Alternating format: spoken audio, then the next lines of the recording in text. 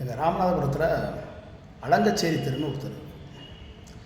அலங்கச்சேரி தெரு புதுமையான பேராக இருக்குது. இது என்ன அப்படின்னு சொல்லிட்டு நம்ம யோசனை பண்ணி பார்த்தோம்னா, அங்கே வந்து ஒருங்கிணைந்த ராமநாதபுரம் மாவட்டமாக இருக்கும்போது அந்த பகுதியில் வந்து என்ன செஞ்சிருக்கணும், ஒரு சப்கோர்ட் வந்து இருந்திருக்கு. அப்புறம் மதுரையிலேருந்து என்ன செய்வாராம், சப் கலெக்டர் வந்து அங்கே வந்து விசாரணை நடத்துவாராம். இங்கே விசாரணை பண்ணுற இடங்களுக்கு வந்து அந்த காலத்தில் வந்து கச்சேரி பண்ணுற இடம்னு சொல்லிட்டு ஒரு பேர் உண்டு. ஆரம்ப காலங்களில் வந்து பார்த்திங்கன்னா காவல் நிலையங்களே ஆங்கிலேயர்கள் காலங்களில் கச்சேரி அப்படின்னு சொல்லி தான் சொல்லியிருக்காங்க.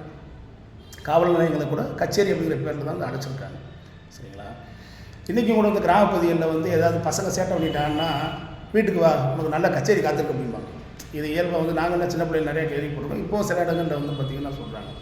அந்த மாதிரி ஆலன் அப்படிங்கிற அந்த பிரபு வந்து பார்த்திங்கன்னா அந்த சப் கலெக்டர் வந்து விசாரணை பண்ண கச்சேரி நடத்தின இடம் வந்து அந்த இடம், அந்த சப்போர்ட் இருந்த இடத்துல என்ன செஞ்சுருக்காருன்னா அப்புறம் வந்து கச்சேரி நடத்தியிருந்திருக்காரு.